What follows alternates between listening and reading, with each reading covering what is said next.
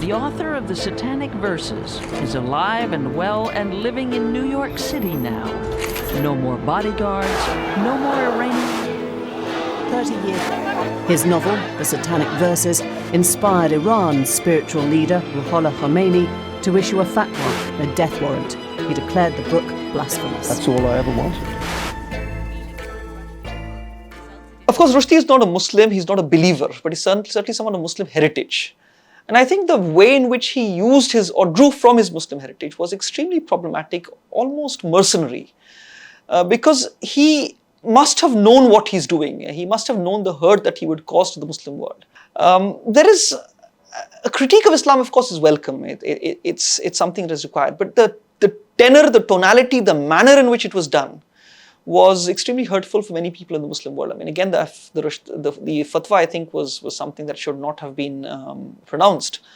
At the same time, as far as Rushdie's intentions are concerned, I think the intention basically was to sell as many of his books as was possible.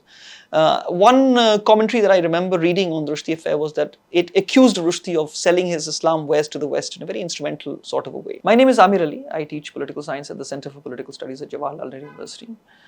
My areas of interest are multiculturalism, group rights. I broadly work in the area of political theory. This is my first book that I wrote some 6-7 years ago. It's called South Asian Islam and British Multiculturalism. The most important chapter of this book, that I consider at least, is the chapter that I wrote on the Rushdie Affair. Something which has troubled me and which perhaps prompted me to write about this, wherein I've argued that the Rushdie Affair, the notion of the fatwa, must be understood as a source of advancement of free speech rather than the inhibition of free speech. I went back to a late 17th century text by a figure called Henry Stubb, who was the second keeper of the Bodleian Library at Oxford. Stubb wrote in 1671 a book called An Account of the Rise and Progress of Mohammedanism, a very sympathetic account of Islam. I juxtaposed his argument with Rushdie's argument and looked at the way in which they arrive at completely opposite conclusions. I'm someone who grew up with Rushdie Affair. As I said, I was very young when it happened. I think I grew up under the shadow of the Rushdie Affair. In fact, my own decision to do the social sciences, to teach political science and research political science happened because of the Rushdie Affair. I often joke with my friends that if the Rushdie Affair hadn't happened, I would have become a doctor or an engineer or a management professional.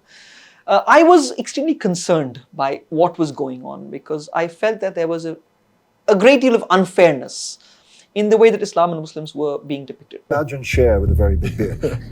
The Satanic Verses.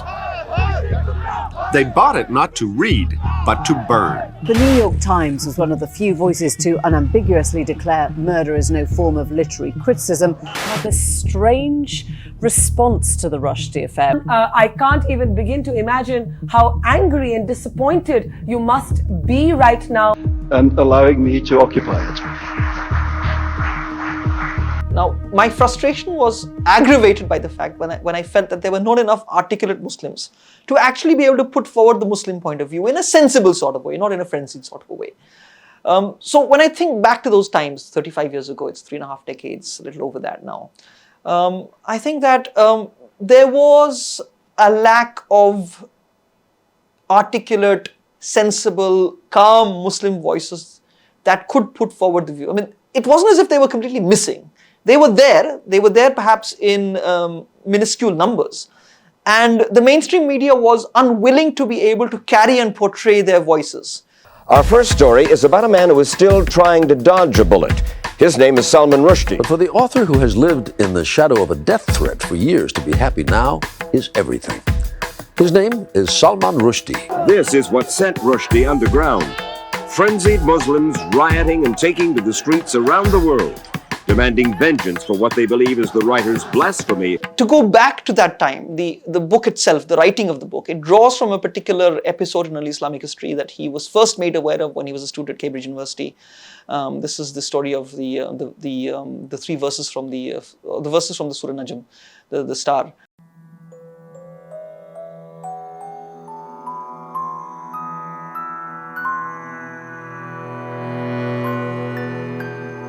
Now, the point that Rushdie seems to be making is that at that time, the Prophet was open to the idea of descending or compromising the principle of monotheism for some kind of henotheism by accepting that the idols Lat, Manat and Uzza, who were controversially suggested as being the daughters of God, had some kind of divine interceding rights.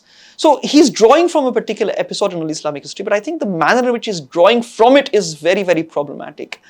I would think that the intention of writing it was certainly not above board. In my own research, for example, in the book that I've written on South Asian Islam and British multiculturalism, I've looked at that particular episode by drawing from a book that not many people know about. This was a 1671 book written by a man called Henry Stubb, who was the second keeper of the Bodleian Library at Oxford. Now, in 1671, he wrote a book called An Account of the Rise and Progress of Mohammedanism. The interesting thing about this book is that this would perhaps be the first sympathetic account of Islam in English. This is a long time ago.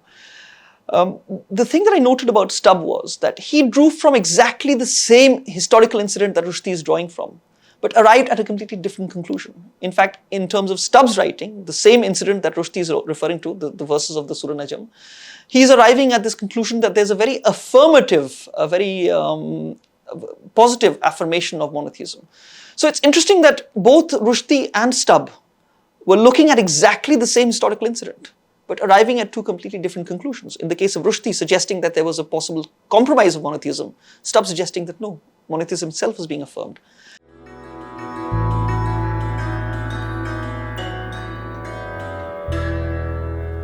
The Rushdie Affair became an international political event, in fact a diplomatic event, when the Fatwa was pronounced by the Ayatollah Khomeini in February 1989. The way that the media portrayed this event was in terms of an enlightened West battling for the principle of free speech and of course a benighted Islam.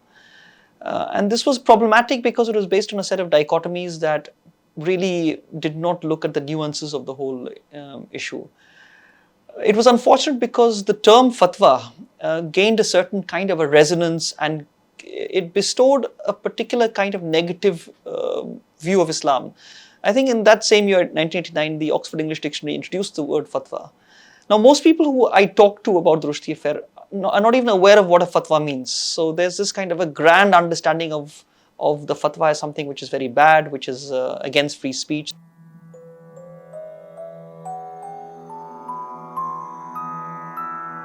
The Rushdie Affair, I think, in terms of the unfortunate outcome, it created, in addition to the dichotomy between Islam and the West that I talked about, an enlightened Islam and an enlightened West and a benighted Islam, I think it also mapped onto another duality or a dichotomy, which was the principle of free speech versus the fatwa. Now, this again was it lacked nuance completely, because what this did was to create the suggestion that the principle of free speech is only upheld in the West, and that the fatwa was in some way antithetical to the principle of free speech itself. As I said earlier, most people who comment on the Rushdie Affair or who take an interest in the Rushdie Affair don't seem to understand what a fatwa is. Now, in classical Islamic jurisprudence, the fatwa means a legal opinion. It does not mean a diktat, which means that if one looks at the plurality of fatwas, which are non-binding, this actually could itself become an instrumentality in the advancement of free speech. Now, this would be an almost ironical way of looking at the fatwa. So my point is that the unfortunate outcome was that it presented the West as the only defender of free speech. And it presented Islam and the fatwa as something which was completely antithetical to the very principle of free speech. Now, the point that I want to make is that if one looks at the fallout of the Rushdie Affair, the principle of free speech is even more precariously positioned today than it was back then.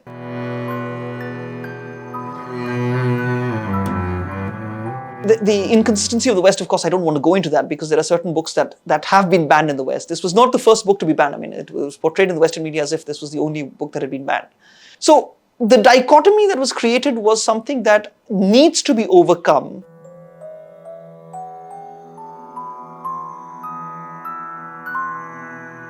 I think that across the world, people should understand that the principle of free speech is something that should be grounded in most societies. It should actually be defended as a value. The reason why I think it should be defended as a value is because it creates a certain possibility of open discussion. But the way that it was done, the way that Rushdie's defenders battled or made the case for free speech was, I think, wrong and counterproductive. I'll tell you why.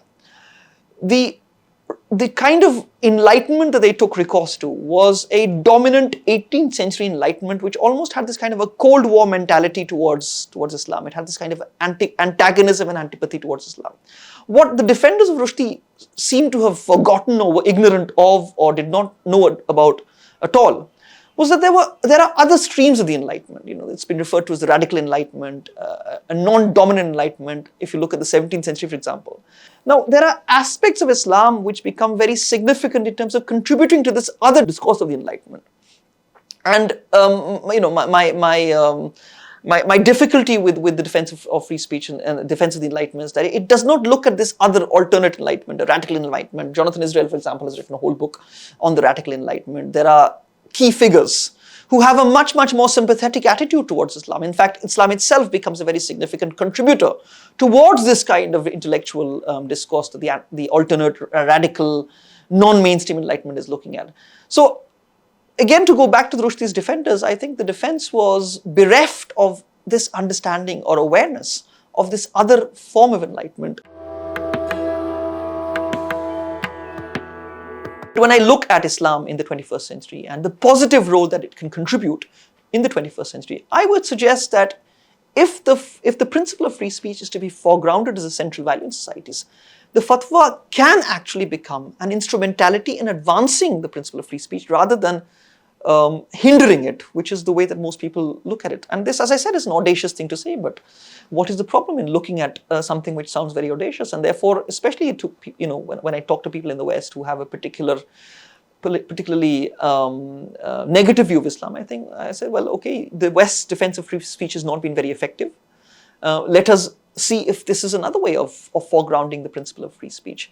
I would also add, this is a point that the former Oxford scholar Tariq Ramadan made, that the earlier distinction between Darul Harab and Darul Aman doesn't work in terms, this is a second century, this was a distinction that came up in the 2nd century after Islam.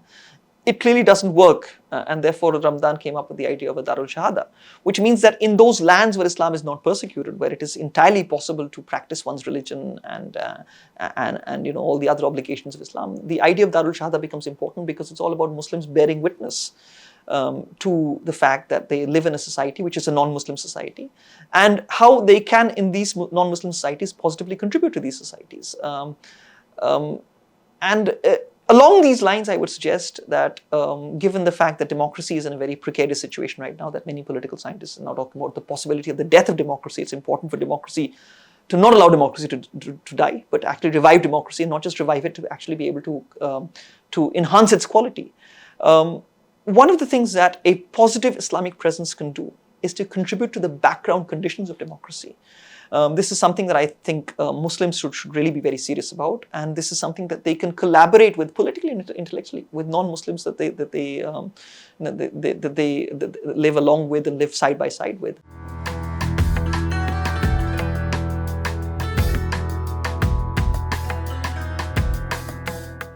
Sometimes when I think about the Rushdie Affair, I feel that it actually contributed to an advancement or enhancement or aggravation of Islamophobia.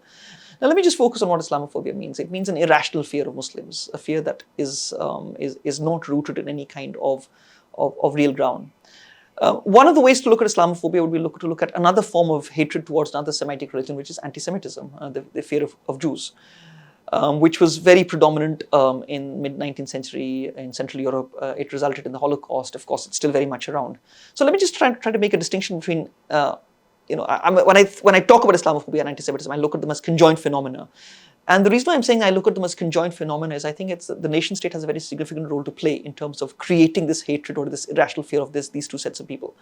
In the case of anti-Semitism, I think it can be understood as a fear of the Jew in terms of the Jew's anomalous positioning between nation states in mid-19th century Europe. So it was almost felt as if the Jew would never fit into any nation state, and that because of the Jewish cosmopolitan identity, there was a certain kind of problematic positioning between nation states, and this is what contributed to this fear of the Jew that culminated in something as horrendous as the Holocaust in Germany, which resulted in the death of 6 million Jews. In the case of Islamophobia, the slight distinction that I would make is that, again, the nation state is implicated in the hatred of Muslims as it is implicated in the hatred of Jews. But in the case of Muslims, rather than Muslims problematically being located between the nation state, it's the problematic position of Muslims within the nation state to look at them as potential problematic, disruptive fifth columnists. So in terms of defining Islamophobia, my suggestion would be that it is actually the nation state as a political entity and a political category that contributes to this particular fear.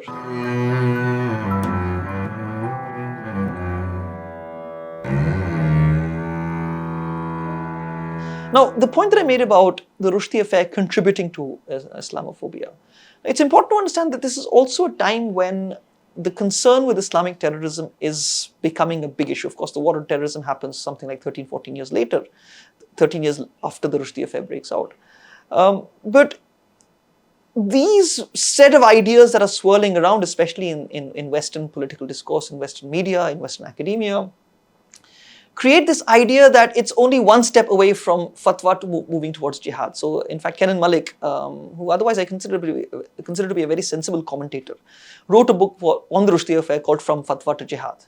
Now, what this brings up clearly is that there are certain concepts that are being bandied about in Western media and Western political discourse that no one seems to really understand properly.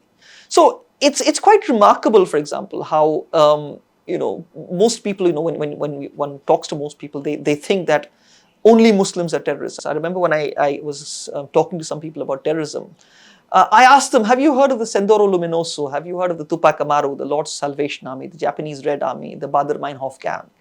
Most people have not heard of these organizations, which are also terrorist organizations. The problem is that when people consider terrorism, they only consider Muslim organizations. Now, I think this is an effect of the Rushdie Affair and the war on terror, which happened, as I said, 13 years after that. Quite often he's taken a lack of nuanced position. Many figures of the British literary establishment, for example, I'll give you an example of, let's say, Martin Amis. Amis's position reflected this view that there's a problem, that terrorism is a problem, that terrorism is a problem exclusive to Islam. Another figure of the British literary establishment, someone whose writings were Islamophobic, V.S. Naipaul, had a similar view.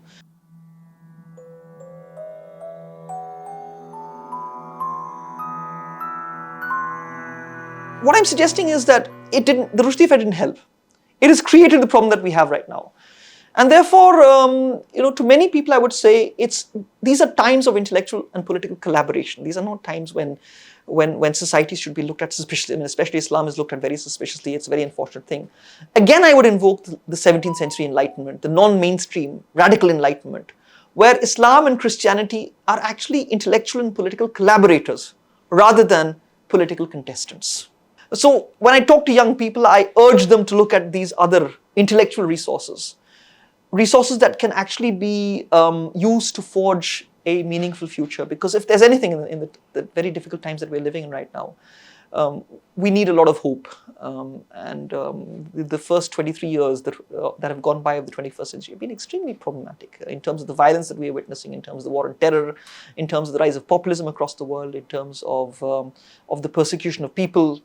So perhaps this is a time for people to get together. And I do hope to see, especially Muslim youngsters, intellectuals, being able to play a prominent, positive role in forging a 21st century of people living together harmoniously, peacefully, in prosperity. Because actually that's what Islam means. It means peace.